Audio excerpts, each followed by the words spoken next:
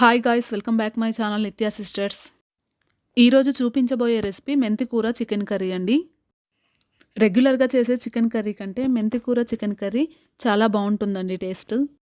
ఈ రెసిపీని చాలా సింపుల్గా, ఈజీగా, టేస్టీగా ప్రిపేర్ చేసుకోవచ్చు.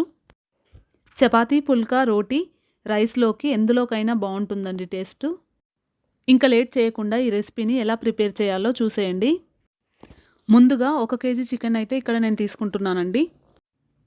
చికెన్ని 2 సార్లు నీట్గా కడిగి తీసుకొని అందులో 3 టేబుల్ స్పూన్ల కారం, 2 టేబుల్ స్పూన్ల ఉప్పు, 1 టేబుల్ స్పూన్ అల్లం వెల్లుల్లి పేస్ట్, 1/2 టేబుల్ స్పూన్ పసుపు వేసి, అలాగే కొద్దిగా ఆయిల్ని వేసి కలిపి అరగంట సేపు మ్యారినేట్ చేసుకోవాలి. ఇప్పుడు స్టవ్ పైన ప్యాన్ పెట్టుకొని అందులో తగినంత ఆయిల్ వేసుకొని, ఆయిల్ హీట్ అయిన తర్వాత 2 పెద్ద సైజు ఆనియన్స్ని కట్ చేసుకొని వేసుకోవాలి. ఆనియన్స్ తొందరగా ఫ్రై అవ్వడానికి కొద్దిగా సాల్ట్ వేసుకోవాలి.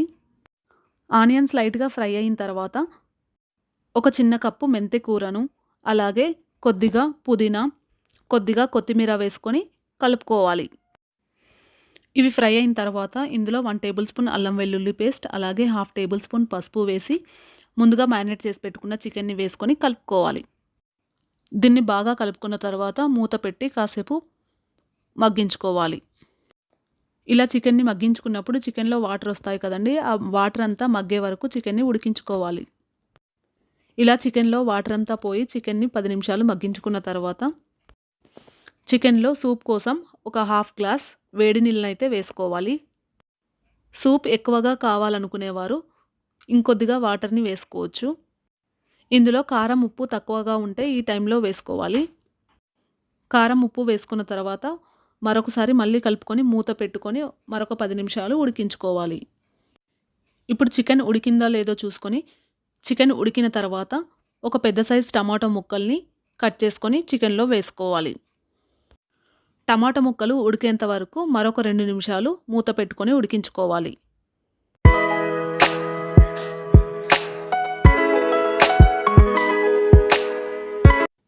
టమాటా ముక్కలు ఉడికిన తర్వాత ఇందులోకి 2 టేబుల్ స్పూన్ల ధనియా పౌడర్, అలాగే 1/2 టేబుల్ స్పూన్ గరం మసాలా వేసుకొని కలుపుకోవాలి.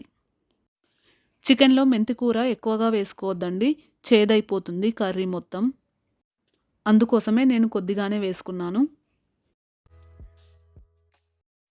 ఇప్పుడు ఇందులోకి ముందుగా కట్ చేసి పెట్టుకున్న కొత్తిమీరను వేసుకొని 1 నిమిషం పాటు ఉడికించుకోవాలి.